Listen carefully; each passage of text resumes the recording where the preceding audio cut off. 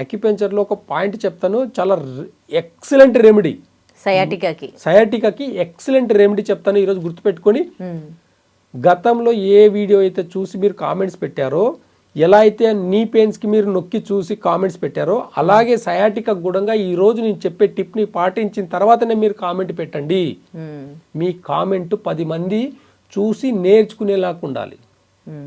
మీ comment వచ్చేసి 10 మందికి inspiration లాగా ఉండాలి తప్ప మీరు టైంపాస్ కోసం రీల్స్ చూసేలాగైతే మాత్రం కామెంట్ పెట్టకండి. రీలే చూడండి మీరు, మీకు అవసరం లేకపోతే. మీకు అవసరం అని అనిపిస్తే మీకు కానీ మీ ఫ్రెండ్స్కి కానీ మీ ఫ్యామిలీ మెంబర్స్ ఎవరికైనా ప్రాబ్లం ఉన్నప్పుడు ఖచ్చితంగా నేను చెప్పిన రెమెడీ పాటించిన తర్వాతనే కామెంట్ పెట్టండి. మనం గతంలో ఏం చెప్పాం, మనం ఇక్కడ నుంచి ఇక్కడ వరకు మొత్తం బాడీ అని తీసుకున్నాం. ఇవి 2 కాళ్ళు, ఇవి 2 చేతులు, మధ్యలో ఉన్నాయి లెగ్స్, ఈ 2 చేతులు, ఇది తల భాగం, బాడీ ముందు భాగం, బాడీ వెనక భాగం. సయాటికా ఎక్కడ వస్తుందండి మనకు? 2 లెగ్స్, ఏదో ఒక లెగ్కి వస్తుంది. ఓకేనా? సయాటికా అంటే ఏంటి? హిప్ జాయింట్ నుంచి సైడ్ నుంచి వస్తుంది. ఓకేనా? ఇవి 2 కాళ్ళు అనుకున్నాం కదా మనం. ఈ 2 కాళ్ళు అనుకున్నాం మనం, గుర్తుపెట్టుకుని ఈ 2 కాళ్ళు అనుకున్నాం. ఈ 2 కాళ్ళ మధ్యలో నుంచి స్పైనల్ కార్డ్ ఉంటుంది మనకు. 2 కాళ్ళ మధ్యలో నుంచి బ్యాక్ సైడ్ లో స్పైనల్ కార్డ్ ఉంటుంది మనకు, స్పైనల్ బోన్ ఉంటుంది.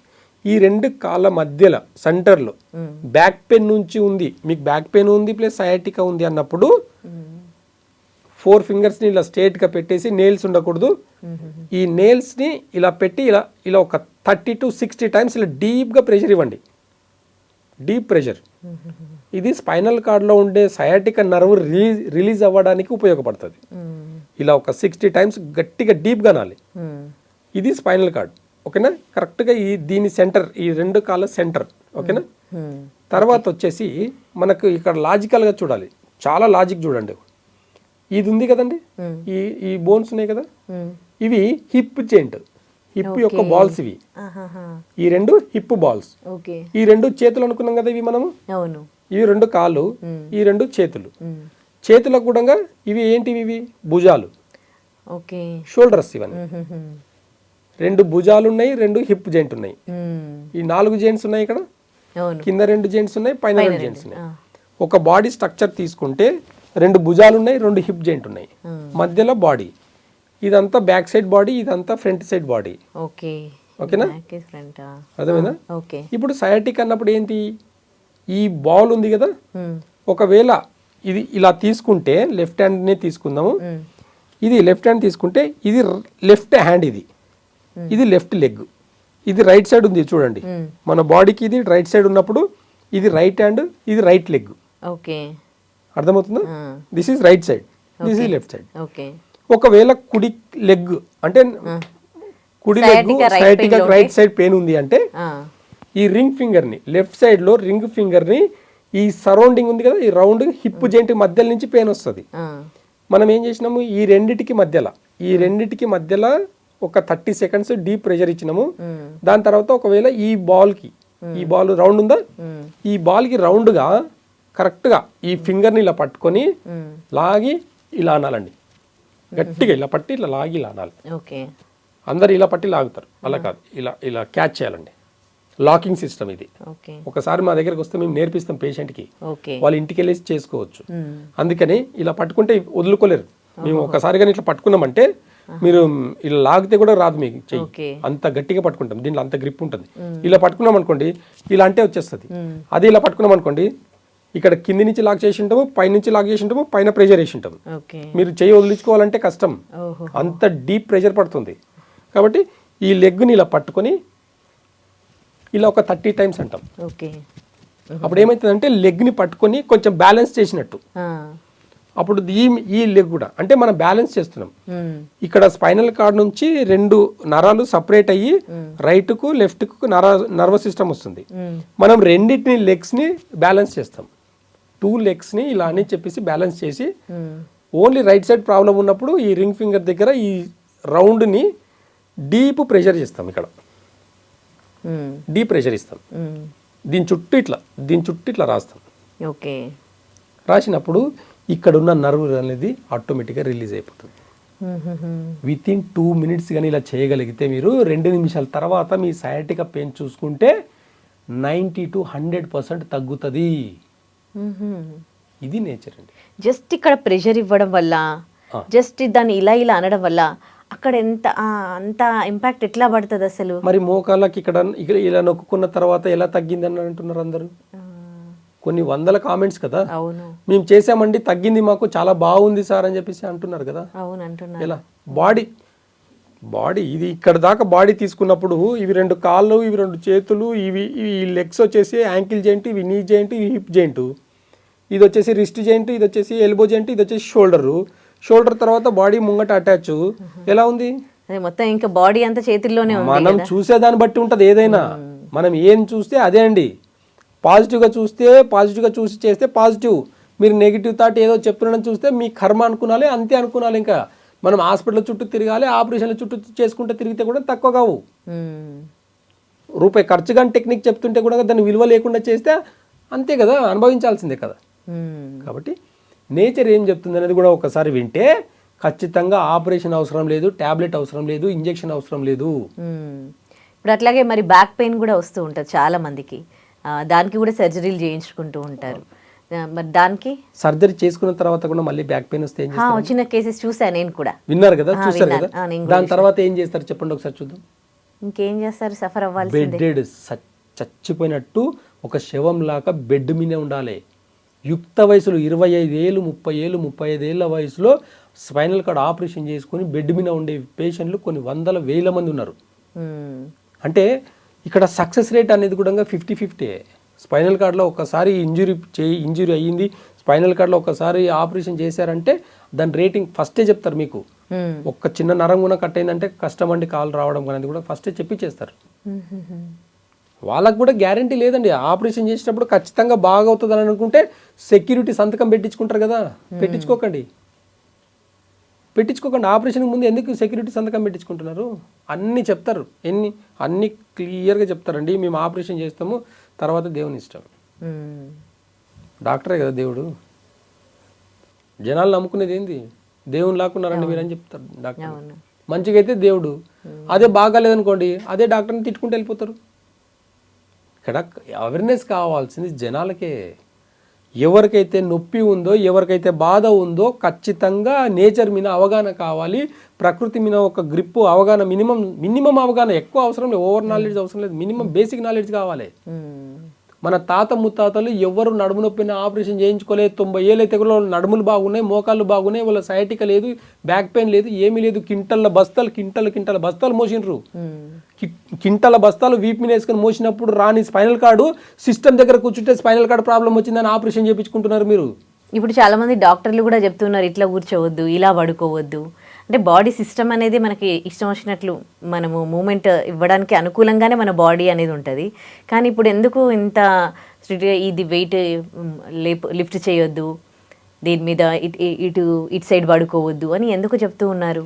డైజెషన్ ఇన్బ్యాలెన్స్ వల్ల ప్రతి ఒక్కటి కూడా బాడీలో ప్రతి పెయిన్ కూడా ప్రతి ఒక్కటి కూడా పోషక లోపం వల్ల వస్తుంది. మనం హెల్దీ ఫుడ్ తింటున్నాం అనుకుంటున్నాం, కానీ మనం తినేదంతా కూడా ఇండైజెషన్ ఫుడ్ తినడం వల్ల ఈరోజు back pain, sciatica, back pain, మోకాల నొప్పులు ఇవన్నీ కూడా వచ్చేదానికి రూట్ కాస్ వచ్చేసి డైజెషన్ సిస్టమ్ బాగాలేకపోయినప్పుడే వస్తుంది. మీ డైజెషన్ బాగైతే మీకు పోషక లోపం వల్ల అన్ని ఆర్గాన్స్ అన్నీ బాగుంటుంది, బోన్ బాగుంటుంది, బోన్ మ్యారో బాగుంటుంది, టిష్యూ బాగుంటుంది, మొత్తం A to Z ఆర్గన్స్ అన్నీ కూడా ప్రాపర్గా ఫంక్షన్ అవుతుంది. ఎప్పుడైతే మీరు టేస్ట్కి విలువ ఇచ్చి పులుపుకి కానీ కారంకి కానీ ఎక్కువ టేస్ట్ ఇచ్చేసి కొంచెం కన్నా స్పైసీ ఫుడ్ తిని కొంచెం హెవీ, ఈ మధ్య ఏమైపోయిందంటే ప్యాషన్, ప్రోటీన్ ఫుడ్ తినండి, ప్రోటీన్ తినండి. అయ్యా మీకు దండం పెడతా, ప్రోటీన్ తింటే heavy digestion, heavy diet. Protein అంటే ప్రోటీన్ బాడీకి కావాలి, పోషకాలు చెప్పుకొని ప్రోటీన్ కావాలి, విటమిన్స్ కావాలని చెప్పుకొని 30-40 ఏళ్ళ కింద ఎవరు తినలే. ఇప్పుడు ఎందుకు తింటున్నారు ఆలోచించండి ఒకసారి. ఇప్పుడు జిమ్లు చేస్తారుగా, 6 ప్యాక్స్ అవన్నీ, వాటి కోసం ఎక్కువగా తింటూ ఉంటారు కదా. నా దగ్గరకు ఒక పేషెంట్ వచ్చారండి, మంచి బాడీ బిల్డర్, హెవీ డ్రింకర్ కూడా, మంచి తాగుతాడు, తింటాడు, జిమ్కి వెళ్తాడు, చాలా బాగున్నాడు, హెల్దీగా ఉన్నాడు. ఆయనకు ఏదో ఒక ప్రాబ్లం వల్ల జిమ్కి వెళ్ళడం మానేసిన తర్వాత ప్రాబ్లం ఎక్కడొచ్చింది అని అంటే ఆయన స్టమక్ వచ్చేసింది. ఎంత మంచి బాడీ బిల్డర్, స్టమక్ వచ్చేసింది. జిమ్ ఆపేసిన తర్వాత ఆయాసం ఎక్కువైంది, 2 కిడ్నీలు ఫెయిల్ అయినాయి. ఎందుకు ఫెయిల్ అయినాయి తెలుసా? ఆయన జిమ్ చేసేటప్పుడు అడిషనల్గా హెవీ ప్రోటీన్ బోన్ మేర పెరిగేదానికి, కండలు మజిల్స్ పెరిగేదానికి ప్రోటీన్ ఎక్కువ తిని ఇండైజేషన్ వల్ల ఎక్కువ ప్రోటీన్ తిన్నప్పుడు స్పైనల్ కార్డ్ మీద వెయిట్ పడుతుంది, కిడ్నీస్ మీద ఓవర్లోడ్ అవుతుంది. మరి ఇంతమంది తింటున్నారు కదా ప్రోటీన్ పౌడర్, ఇంతమంది వాడుతూ ఉన్నారు కదా, జిమ్కి వెళ్ళే వాళ్ళందరూ కూడా ప్రోటీన్ షేక్ తీసుకుంటారు. నా జిమ్కి వెళ్ళే వాళ్ళందరూ కూడా నా దగ్గరకు ఒక్కసారి రండి. ఒక్క ప్రెషర్ పాయింట్ మర్మకళ అని ఉంటుంది. మర్మకళ, ఈ మర్మకళలో 108 మర్మ పాయింట్స్ ఉంటాయి. ఒక్కొక్క పాయింట్ దగ్గర నొక్కితే అబ్బా అబ్బా అబ్బా అబ్బా అని ఏడ్చే వాళ్ళని చూపిస్తారండి. జిమ్ చేయడం, కండలు పెంచడం గొప్ప కాదు, మన స్ట్రెంత్ ఎంత ఉందని చూసుకోవడము, మన ఇంటర్నల్ ఆర్గన్స్ ఫంక్షన్ ఎలా ఉందనేది కావాలి కదా. కండలు పెంచినంత మాత్రం నువ్వు ఫిట్ అని ఎలా చెప్తావు? కండలు పెంచుకొని హార్ట్ అటాక్ వచ్చిన వాళ్ళు ఉన్నారు. జిమ్ చేసుకుంటే ఎందుకు చచ్చిపోతున్నారు కొంతమంది? హెవీ ప్రోటీన్ వాడడం వల్ల, డైజెషన్ గ్యాస్ట్రిక్ ప్రాబ్లం వల్ల హార్ట్ స్ట్రోక్స్ వస్తున్నాయి, గుండెపోట్లు వస్తున్నాయి. అయితే ప్రోటీన్ పౌడరే తీసుకోవద్దంటారా? ఇప్పుడు వెజిటేబుల్స్లో ప్రోటీన్ లేదా?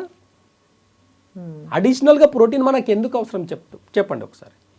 మన తాత ముత్తాతలు అంతా కూడా ఇదే పప్పు దినుసులు తిని మంచి ప్రోటీన్ తిన్న వాళ్ళు ఉన్నారు కదా. ఇప్పుడు ఫుడ్లో దొరకట్లేదు కదా ప్రోటీన్. ఏం పాడైందండి? ఇప్పుడు 40 ఏళ్ళ కింద ఉన్న ఫుడ్ ఇప్పుడు లేదా? తిని జీర్ణించుకునే కెపాసిటీ లేదని చెప్పండి మీరు. 40 ఏళ్ళ కింద సోయాబీన్స్ ఉన్నాయి, బ్రౌన్ చనా ఉంది, పప్పు దినుసులు అన్నీ ఉన్నాయి, చిక్కుడుగా హై ప్రోటీన్, చిక్కుడుగా కిడ్నీ బీన్స్ చిక్కుడుగా అండి హై ప్రోటీన్, ఫ్రెష్ ప్రోటీన్. మీరు 300 గ్రాములు చిక్కుడుగా తింటే మీకు కావాల్సిన పోషక లోపాలు అన్నీ కూడా పోతాయి. కాల్షియం ప్రాబ్లం పోతుంది, బోన్ మ్యారో మంచిగా ఉంటుంది, డైజెషన్ బాగా అవుతుంది, విత్ ఇన్ 2 అవర్స్లో డైజెషన్ అవుతుంది. అలాంటి ఫుడ్ పెట్టుకొని వెజిటేరియన్స్ ఎంత మంది ఉన్నారని, ఎగ్ తింటేనే బాగుంటుంది, నాన్ వెజ్ తింటేనే మంచిగా ఉంటుంది అని చెప్పి చెప్పుకొని తినే వాళ్ళంతా కూడా హెల్తీగా ఉన్నారని చెప్పండి. అన్ని పోషకాలు తిని పోషక లోపం, విటమిన్ డి ప్రాబ్లం అంటారు. అన్ని తిని విటమిన్ B12 ప్రాబ్లం అంటారు. అన్ని ఎందుకు చెప్పండి? మరి తినేది డైజెషన్ కానప్పుడు ఇవన్నీ ప్రాబ్లమ్స్. తిన్నది డైజెషన్. కొంచెం తోటకూర వేసుకొని, ఇంత పప్పు వేసుకొని తినండి, మీకు పోషక లోపం వస్తుందో చూస్తాను నేను. కొంచెం తోటకూర వేసుకొని, ఒక పప్పులు వేసుకొని మంచిగా వేసుకొని తినండి, పోషక లోపమే లేదు. ఇవన్నీ కూడా మనకు అవేర్నెస్ లోపం వల్ల ఈరోజు కార్పొరేట్ లెవెల్లో ప్రోటీన్ పౌడర్లు ఇవన్నీ చెప్పుకొని తినడం వల్ల ఈరోజు కిడ్నీలు డ్యామేజ్ చేసుకుంటున్నాము. కాబట్టి బ్యాక్ పెయిన్కి కూడా చాలా సింపుల్ టెక్నిక్ అండి. ఈ 2 కాళ్ళ మధ్యల నుంచి బ్యాక్ పెయిన్కి జస్ట్ ఈ ఒక్కటి అంతే. ఎలాంటి ప్రోటీన్ ఫుడ్లు వాడకండి. కొన్ని ప్రెషర్ పాయింట్స్, ఓకేనా, కొన్ని నర్వస్ సిస్టమ్ని స్టిమ్యులేట్ చేసే అశ్వగంధ, శిలాజిత్తు ఇలాంటివన్నీ కూడా మన బాడీలో ఇంటర్నల్ ఆర్గాన్స్ని బాగు చేసేదానికి ఉంటాయి, నొప్పిని తగ్గించేదానికి కాదు. బ్యాక్ పెయిన్ ఆయుర్వేదంలో నొప్పులకు మెడిసిన్స్ లేవు. నొప్పిని తగ్గించే ఆర్గన్స్ ఏముంటాయి మనకు అంటే, ఏ ఆర్గన్ వల్ల మనకు నొప్పిని జయించే ఆర్గాన్స్ ఉంటాయి కదా. ఎగ్జాంపుల్ బ్యాక్ పెయిన్ ఉంది. ఈ బ్యాక్ పెయిన్లో స్పైనల్ కార్డ్ అంటే కిడ్నీ రిలేటెడ్ సంబంధించింది. వాటర్ కరెక్ట్గా తాగితే బ్యాక్ పెయిన్ తగ్గుతుంది. వాటర్ తాగే పద్ధతి కూడా ఈరోజు జనాలు మర్చిపోయారు. గడగడ పైనుంచి తాగడం వల్ల ఇంటెస్టైన్ మీద మొత్తం కూడా స్టమక్ మీద కానివ్వండి, థైరాయిడ్ గ్లాండ్ మీద కానీ, కిడ్నీస్ మీద ఓవర్లోడ్ అవుతుంది. ఓవర్లోడ్ అయ్యి ఈ రోజు మొత్తం కూడా స్పైనల్ కార్డ్ అంతా వీక్ అవుతుంది. చిన్న వయసులో స్పైనల్ కార్డ్ రోగాలు ఏంటి నాకు అర్థం కాదు. చిన్న వయసులో విటమిన్ ప్రాబ్లం ఏంటి? విటమిన్ డి ప్రాబ్లం 20 ఏళ్ళకి ఎలా వస్తుంది? డైజెషన్ సరిగ్గా లేకపోవడం వల్ల వస్తుంది. ఏం తినాలి, ఎలా తినాలి, ఏ ప్రాబ్లమ్స్ వస్తే ఏం తినకూడదు, ఏం తినాలి, మా దగ్గరకు వచ్చే వాళ్ళకి ఇవే చెప్తామండి మేము. అసలు బ్యాక్ పెయిన్కి ఈ రెండు ఫింగర్స్ మధ్యలో ఇది పెడితే బ్యాక్ పెయిన్ తగ్గిపోతుంది. సివియర్ బ్యాక్ పెయిన్ దీని మీద ఒక 4 ఫింగర్స్ ఇలా పెట్టేసి ఒక డీప్ ప్రెషర్ ఇస్తే తగ్గిపోతుంది. చెక్ చేసుకున్న తర్వాత కామెంట్ పెట్టి చూడండి మీరు. కాదు, ఇప్పుడు డాక్టర్స్ చెప్తారు దీంట్లో స్టేజెస్ ఉంటాయి, గ్రేడ్స్ ఉంటాయి, 4th స్టేజ్కి వెళ్తే సర్జరీ చేయాలని. ఇప్పుడు మీరు చెప్పిన ఈ ప్రెషర్ పాయింట్ 4th స్టేజ్ వరకు వెళ్ళిన వాళ్ళకి కూడా రికవర్ అవుతుందా? స్పైనల్ కార్డ్ ఇంజూరీ అయిపోయి 2 కాళ్ళు చచ్చిబడిపోయిన వాళ్ళ కూడా పనికి వస్తుంది. 2 కాళ్ళు చచ్చిబడిపోయిన వాళ్ళ కూడా అంత ఎఫెక్టివ్గా పనిచేస్తుంది ఇది. కాబట్టి ఈ ప్రెషర్ పాయింట్స్ని కాకుండా ఆయుర్వేదాలు కూడా రూట్ కాస్ ఏం చెప్తుంది. కప్పింగ్ థెరపీ చేస్తాం బ్యాక్ పెయిన్ వాళ్ళకు. అక్కడ మజిల్ టేర్ అయి ఉంటుంది కొంతమందికి. కప్పింగ్ థెరపీ చేసినప్పుడు ఏమవుతుందంటే అక్కడ ఉన్న మజిల్స్ అన్ని కూడా క్యాచ్ అయినవన్నీ కూడా రిలీజ్ అవుతాయి. బ్లడ్ సర్క్యులేషన్ ప్రాపర్గా జరుగుతుంది, ఈజీగా కవర్ అవుతుంది. అలాంటివి ఎన్నో టెక్నిక్స్, ఆల్టర్నేట్ థెరపీస్లో, ఆయుర్వేదంలో, యాక్యుపంచర్లో, న్యాచురల్ థెరపీలో ఎన్నో ఉన్నాయి. అట్లా మేము ఏం చేస్తున్నాము, ఆయుర్వేద మెడిసిన్స్ ఇస్తాము, యాక్యుపంచర్ చేస్తాము, ప్లస్ న్యాచురోపతి డైట్ చెప్తాము. ఏం తింటే బాగుంటుంది, ఏం తినకపోతే బాగుంటుంది. ఇవన్నీ ఇంపార్టెంట్ అండి లైఫ్లో. అన్ని టాబ్లెట్లు వేసుకొని నేను అన్ని తింటానంటే ఏదో ఒక రోజు ఆపరేషన్ తప్పదు మీకు. ఇప్పుడు ఒకవేళ ఆల్రెడీ ఇప్పటివరకు సర్జరీ చేయించుకున్న వాళ్ళకి మళ్ళీ బ్యాక్ పెయిన్ వచ్చింది అనుకోండి, వాళ్ళకి మీరు ట్రీట్మెంట్ అలాంటి చేస్తారా? వాళ్ళ కూడా ఖచ్చితంగా మనకి ఏదో ఒక సొల్యూషన్ ఉంది, ప్రతి దానికి సొల్యూషన్ ఉంది. ఇప్పుడంటే యాక్సిడెంట్లు అయ్యి కాళ్ళు ఇరిగినాయి, చేతులు ఇరిగినాయి, సెట్ అవ్వట్లేదు అని అంటే యుద్ధాలు చేసినప్పుడు ఎలాంటి యుద్ధాలు జరిగినాయి రాజుల కాలంలో, అలాంటి వాళ్ళు చనిపోలేదండి. దాన్ని సర్వే అయ్యి ఎలా బయటపడ్డారు అనేది ఒకసారి గుర్తించుకోండి. యుద్ధాలు అంటే ఒకప్పుడు జిమ్ కన్నా ఎక్కువ బలిష్టంగా ఉండేది. ఒక్కొక్కప్పుడు యుద్ధ వీరులు అంటే ఎలా ఉండేది ఒకసారి చూడండి మీరు, ఎంత బలిష్టంగా ఉండేది. 100 ఏళ్ళు వాళ్ళ హెల్త్ని ఎంత ఇంటర్నల్ ఆర్గన్స్ని ఎంత స్ట్రాంగ్గా పెట్టుకుని అప్పుడు తిన్న ప్రోటీన్ పేర్లు చెప్పండి. ఇప్పుడు నాకు యుద్ధ వీరులు తిన్న ఫుడ్ ఏందో చెప్పమని చెప్పండి. ఇప్పుడు అలాంటి డైట్ ఇప్పుడు పెట్టండి, అది అలాంటి డైట్ ఇప్పుడు జీర్ణించుకునే కెపాసిటీ ఇవ్వండి, చూద్దాం. యుద్ధ వీరులకు ఉన్న శక్తి ఇప్పుడు జిమ్ బాడీకి వెళ్ళేసి 6 ప్యాక్ చేసుకునే వాళ్ళ బాడీ ఎలా ఉంటుందో తెలుస్తుంది. అంటే అప్పుడు తిన్నది మామూలుగా ఇవే ఆకుకూరలు, కూరగాయలు ఏమున్నాయండి అప్పుడు, ఏమున్నాయి అప్పుడు? మసాలాలు ఉన్నాయా, నూడిల్స్ ఉన్నాయా, ప్రోటీన్ ఫుడ్లు ఎక్స్ట్రా ఉన్నాయా? ఇవే ఆకుకూరలు, ఇవే పప్పు దినుసులు, ఇవే కదండి. అప్పట్లో నాన్ వెజ్ తినేది అప్పట్లో కూడా ఎప్పుడు తినేది, ఎవరు తినేది తెలుసా? నాన్ వెజ్ అనేది వేటాడే వాళ్ళు మాత్రమే తినాలి. వేటాడాలంటే ఎంత పరిగెత్తాలి తెలుసా? అంత ఫిజికల్ శక్తి ఉంటేనే వేటాడి ఒక జింకను కొట్టుకొని వచ్చి, ఒక మేకను కొట్టుకొని వచ్చి, ఒక కుందేల్ని కొట్టుకొని వచ్చి తినేది. ఇప్పుడు 5 స్టార్ హోటల్ కూర్చొని తింటున్నాం. తినడం గొప్ప కాదు, జీర్ణించుకోవడం గొప్ప. మీ జీర్ణశక్తి బాగున్నప్పుడు రాయి ఆడుకుంటూ పిల్లలు, చిన్నపిల్లలు ఒక 40 ఏళ్ళ కింద పిల్లలు ఆడుకుంటూ మట్టి తిన్న రోజులు. ఇప్పుడు మరమరాలు తింటే కూడా జీర్ణం అవ్వట్లేదు. మీ జీర్ణశక్తి ఎలా ఉందో తెలుసుకోండి. సార్ చాలామంది చెప్తారు, సార్ నా జీర్ణశక్తి చాలా బాగుంది సార్, తింటాను ఫ్రీగా మోషన్ పోతుంది సార్. మరి ప్రాబ్లం ఎందుకు వచ్చింది? ప్రాబ్లమ్స్ ఎందుకు వస్తున్నాయి? విటమిన్ ప్రాబ్లం ఎందుకు వస్తుంది? విటమిన్ B12 ప్రాబ్లం, విటమిన్ ఎన్ని ఉన్నాయండి అసలు చెప్పుకుంటూ పోతే. అవును, ఒక్క డైజెషన్ మీద ఆధారపడి ఉంటుంది అనేది ఎవరికి ఎంతమందికి తెలుసు? ఈ డైజెషన్ ప్రాబ్లంతోనే విటమిన్ డెఫిషియన్సీ అయితే అంతే కదండి. మరి మంచి ప్రోటీన్ ఫుడ్, మంచి విటమిన్స్ ఫుడ్ తిన్నారంటే మన బాడీకి అందినప్పుడు పోషక లోపాలు ఎందుకు వస్తాయండి మనకు? అది జీర్ణం కాకుండా తిన్నది తిన్నట్టు మోషన్కి పోయినప్పుడే ఈ పోషక లోపం వస్తుంది. ఇంత చిన్న డైజెషన్ని మంచిగా పెట్టుకుంటే సరిపోయేదానికి ఆయుర్వేదంలో అద్భుతమైన మెడిసిన్స్ ఉన్నాయి. ఏ డిసీజ్ అయినా సరే ఫస్ట్ రూట్ కాస్ట్లో మేము డైజెషన్ని సరి చేస్తాం. ఎందుకు తెలుసా? అంటే ఆయుర్వేద మందులు కూడా జీర్ణించుకోవాలి. ఆయుర్వేద మందులు వేసుకున్నట్టు తిన్నది తిన్నట్టు మోషన్ పోతే కాదు కదా. ఆయుర్వేద మెడిసిన్స్, ప్రతి మెడిసిన్ మీ జీర్ణశక్తిలో కలిసిపోయినప్పుడే అవి మన బాడీకి అబ్జర్వేషన్ అయ్యి మంచిగా ప్రోటీన్స్ అంటే ట్యాబ్లెట్ల యొక్క స్ట్రెంత్ కూడా మన నరాల్లో చొచ్చుకుపోయినప్పుడే మనకు అన్ని ఆర్గన్స్కి స్ట్రెంత్ వస్తుంది, రూట్ కాస్ నుంచి తగ్గుతుంది. కాబట్టి ఇవన్నీ కూడా మనం చూడాలి. మరి జీర్ణక్రియ మంచిగా ఉంచుకోవాలి అని అంటే చాలా మెడిసిన్స్ ఉన్నాయి, చాలా రకాలు ఉన్నాయి. ఎగ్జాంపుల్ ఇప్పుడు మనకి ఇది అంబ్లికల్ అండి, మనకి దీని చుట్టూ అంటే బొడ్డు చుట్టూ కూడా మనకు స్మాల్ ఇంటెస్టైన్ ఉంటుంది. జీర్ణశక్తిని అంటే జీర్ణించుకునే కెపాసిటీ యొక్క మన హై టెంపరేచర్, ఎలాంటి ఫుడ్ అయినా సరే ఆ స్మాల్ ఇంటెస్టైన్లో హై టెంపరేచర్కి డైజెషన్ అయిపోయి దాని పోషక లోపాలు అన్నీ కూడా ఏ పోషకాలు ఎక్కడ కావాలని, ఏ ఆర్గన్స్ కావాలని సపరేట్ చేసేది అంతా కూడా మనకు స్మాల్ ఇంటెస్టైన్. అదొక్క జఠరాగ్ని అంట మనం. ఆ జఠరాగ్ని ఒక్కటి మంచిగా ఉంటే షుగర్ లేదు, బీపీ లేదు, థైరాయిడ్ లేదు, స్పైనల్ కార్డ్ లేదు, బ్యాక్ పెయిన్ లేదు, ఏది లేదండి. ఒక్క జీర్ణశక్తిలో స్మాల్ ఇంటెస్టైన్ మంచిగా పెట్టుకుంటే చాలు. అది పగలపూట యాక్టివ్గా ఉంటుంది. అందుకే ఒకప్పుడు మార్నింగ్ హెవీగా డైట్ తినేది, ఇప్పుడు నైట్ పడుకునేటప్పుడు హెవీగా డైట్ తింటున్నాం. మార్నింగ్ డైట్ హెవీగా తిన్నప్పుడు డే అంతా నువ్వు కష్టపడడం వల్ల నీ జీర్ణం అనేది తొందరగా అవుతుంది. నైట్ ఈవినింగ్ నువ్వు రెస్ట్ చేసుకునే టైంలో నువ్వు హెవీగా తింటే ఎలా జీర్ణం అవుతుంది? నైట్ హెవీగా తినడం ఆపేసి చూడండి, మీ జీర్ణశక్తి స్లోగా బాగవుతుంది. ఇప్పుడు అంతా ఉల్టా అయిపోయింది, రివర్స్ అయిందండి. ఒకప్పుడు మార్నింగ్ హెవీగా తినేది, మధ్యాహ్నం మోడరేట్గా తినేది, ఈవినింగ్ వచ్చేసి స్నాక్స్ లాగా తిని పడుకునేది. కానీ ఇప్పుడున్న జీవన విధానంలో మార్నింగ్ 2 ఇడ్లీ తింటాడు, మధ్యాహ్నం అది ఏదో జాబ్లో వెళ్ళి తినట్టు లంచ్ తింటాడు, ఈవినింగ్ ఇంటికి వచ్చేసి రిలాక్స్ అయిపోయి ఫుల్ బిర్యానీ తింటాడు. అంత తింటే రాత్రి ఎవరికి జీర్ణించాలండి? అసలు బాడీకి ఏం పని లేదా? సాయంత్రం అయితే ఆవులన్నీ ఇంటికి వెళ్ళిపోతున్నాయి, ప్రశాంతంగా నెమరేసుకుంటా తింటాయి అంతే. ఆవులు కూడా, జంతువులు కూడా నైట్ తిండి తింటాయి. ఆవులు నైట్ ఆవు దగ్గరికి వెళ్ళేసి ఇంత మేత వేయండి, ముట్టవు. పగలంతా దాని పని ఒకటే, పగలంతా కష్టపడి తినాలి, సాయంత్రం కానీ నెమరేసుకుంటూ ఉండాలి అంతే. పగలంతా తిన్నది నైట్ అంతా నెమరేసుకుంటూ తినాలి. దానికి ఆవు యొక్క గుణం మనకుంటే అదే ఆవు వల్ల ఎన్నో పోషక లోపాలన్నీ కూడా పోతాయి. పంచామృతం ఆవు వల్ల ఎన్నో గొప్పలు ఉన్నాయి చెప్పుకుంటూ పోతే. రైట్. కాబట్టి ఇలాంటివన్నీ కూడా బ్యాక్ పెయిన్కి, సయాటికాకి, ప్లస్ నెక్ పెయిన్కి, అన్నిటికీ కూడా రూట్ కాస్ నుంచి కరెక్ట్గా చూస్తే గ్యాస్ట్రిక్ ప్రాబ్లం వల్ల వచ్చే, పోషక లోపం వల్ల వచ్చే ప్రాబ్లమ్సే తప్ప చిన్న చిన్న ప్రాబ్లమ్స్ ఇవన్నీ మేజర్గా అనుకోకండి. ఒక బ్యాక్ పెయిన్ వస్తే ఎంఆర్ఐ తీయాలి 7,000 పెట్టి 10,000 పెట్టి, 700 పెట్టి మెడిసిన్స్ తీసుకుంటే తగ్గిపోయే రోగాలు అంటే ఇవన్నీ.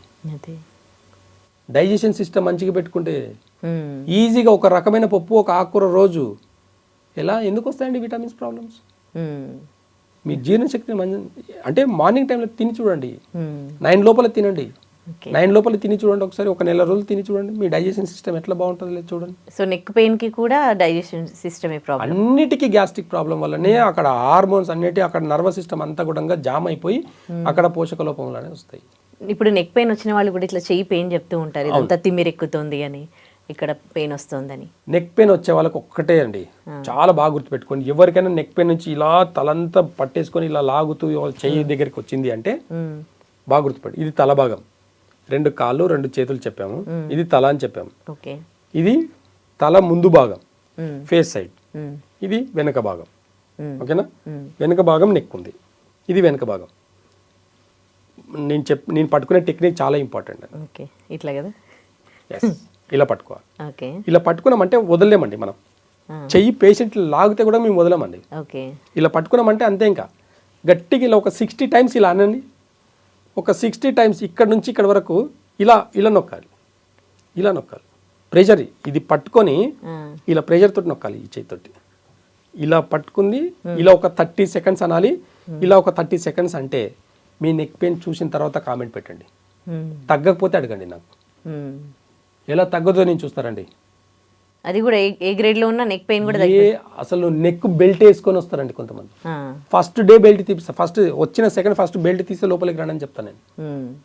వెళ్ళేటప్పుడు నొప్పి ఉండదండి, ఈ టెక్నిక్ చేసి పంపించేటప్పుడు నొప్పి ఉండదు వాళ్ళకి. ఇప్పుడు మోకాల నొప్పులు కూడా ఇలా చేసుకునే కదా తగ్గించుకుంటున్నారు అందరు, నా వీడియోలు చూసిన తర్వాత. ఇది కూడా అంతే అండి. ఇది నెక్ ప్రాబ్లంకి, ఇది బ్యాక్ పెయిన్కి, ఇది సయాటికాకి. లెఫ్ట్ అయితే లెఫ్ట్, రైట్ అయితే రైట్. సయాటికా చాలా సింపుల్గా తగ్గించుకోవచ్చు అండి ఇవన్నీ. కాబట్టి రూట్ కాస్ నుంచి ఆయుర్వేద చూస్తాము, రూట్ కాస్ నుంచి యాక్యుపంచర్ చేస్తాము, రూట్ కాస్ నుంచి న్యాచురోపతి కూడా ఎలాంటి పద్ధతులు చెప్పాలి, ఎలాంటి డైట్ తినాలనేది కూడా చెప్పి ఇవన్నీ సమభాగంలో చెప్పి పేషెంట్ని తగ్గిస్తాము. ట్యాబ్లెట్ వేసుకో, లేదంటే ఆపరేషన్ చేసుకో. మా దగ్గర ట్యాబ్లెట్ వేసుకొని ఆపరేషన్ చేసుకున్న తర్వాత పేషెంట్స్ వస్తారు. అన్నీ అయిపోయిన తర్వాతనే వస్తారు మన దగ్గరికి. ఇప్పుడు నెక్ పెయిన్కి మీరు చెప్పారు కదా, ఇప్పుడు ఇలా చేసుకోవాలని, చేసుకున్నాక ఈ తిమ్మిరి ఇదంతా తగ్గిపోతుందా, సెట్ అవుతుందా? కొంతసారి బల్జ్ అంటారు కదా, 2 నిమిషాల పోతుంది. 2 నిమిషాలు. మరి వాపు అవంతా కూడా పోతుందా? పోతుందండి. వాపు అంటే ఏంది, అక్కడ ఉన్న మజిల్స్ లో విండ్ ఎక్కువైంది, గాలి ఎక్కువై స్వెల్లింగ్ లాగా అనిపిస్తుంది. అలాంటి స్వెల్లింగ్ కూడా పోతుందండి మాకు. కాబట్టి రూట్ కాస్ తెలుసుకుంటే చాలా ఈజీ, రూట్ కాస్ తెలియకపోతే చాలా కష్టం. కాబట్టి రూట్ కాస్ నుంచి ఏదైనా డిసీజ్ తగ్గించుకోవాలనుకుంటే ఆలోచించి నిర్ణయాలు తీసుకుని ఆపరేషన్ చేయించుకోండి అంతే. ఓకే, ఇక ఆర్థరైటిస్కి సంబంధించి మాట్లాడుకుందాం. ఆర్థరైటిస్ ప్రాబ్లమ్స్ వాళ్ళు కూడా కామెంట్స్ చేశారు మాకు, అదేంటి ఇట్లాగే ఇంట్లో ఆక్యుప్రెషర్ పాయింట్స్ చెప్పండి అండ్ ఆయుర్వేదంలో ఎలాంటి ట్రీట్మెంట్ ఉంది చెప్పండి అని. చూడండి, ఆర్థరైటిస్ అంటే ప్రెషర్ పాయింట్స్ అంటూ ఏముండవండి. అంటే వాళ్ళకు ఒక్కొక్క జాయింట్లో పెయిన్స్ ఉంటాయి. ప్రతి జాయింట్లో ఈ జాయింట్ ఈ ఫింగర్స్ కూడా ఇట్లా మార్నింగ్ లేస్తే ఫింగర్స్ ఇట్లా అవ్వండి, ఇలా స్ట్రక్ అయిపోయి ఉంటాయి, మూమెంట్స్ ఉండవు వాళ్ళకు. ప్రతి జాయింట్లో పెయిన్స్ ఉంటాయి. యూరిక్ యాసిడ్ ఎక్కువై ఉంటుంది వాళ్ళకు. కిడ్నీ రిలేటెడ్, గ్యాస్ రిలేటెడ్ సమస్యలు ఎక్కువైపోయి కిడ్నీ రిలేటెడ్ పోషకాల లోపం వల్ల కిడ్నీ రిలేటెడ్ మీద అంటే యూరిక్ యాసిడ్స్ ఎక్కువ అవడం, బ్లడ్ ప్యూరిఫై కాకపోవడం వల్ల ఈ ఆర్థరైటిస్ అనేది వస్తుంది. వాళ్ళకు బాడీ ఓవర్ హీట్ ఉంటుంది.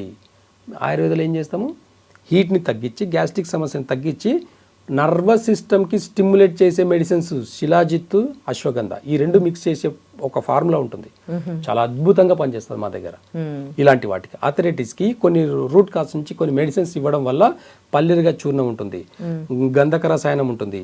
ఇట్లా కొన్ని మెడిసిన్స్ ఇవ్వడం వల్ల ఏమవుతుంది అంటే రూట్ కాస్ నుంచి ఇది ఒక్క రోజులో తగ్గదండి. ఇది అంటే ఈ ఆర్థరైటిస్ ప్రాబ్లం ఉండే వాళ్ళకు ఫస్ట్ వాళ్ళ ట్యాబ్లెట్లు ఏమేమి వాడుతుంటారో తెలుసా అండి?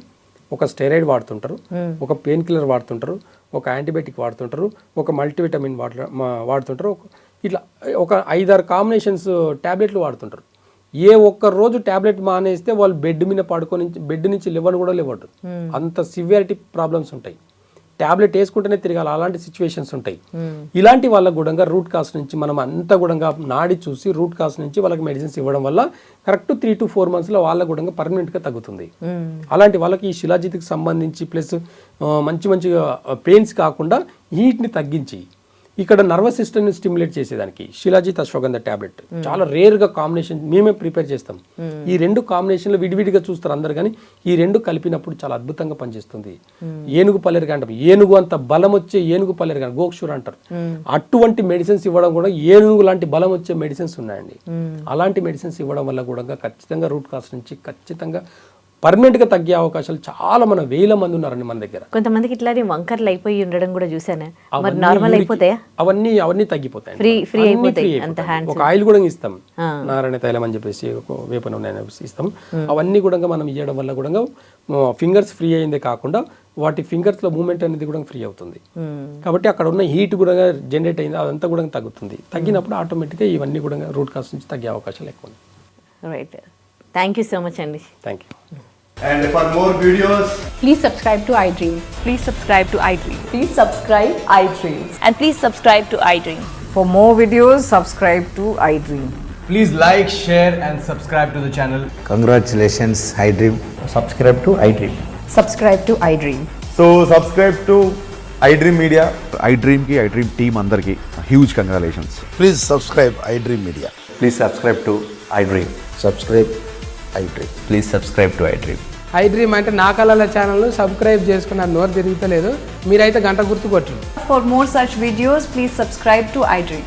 Subscribe to iDream. Please subscribe to iDream. Please subscribe iDream Media. Please do subscribe to iDream. Please subscribe to iDream Media. For best entertainment and information, please subscribe iDream. And don't forget to subscribe to iDream.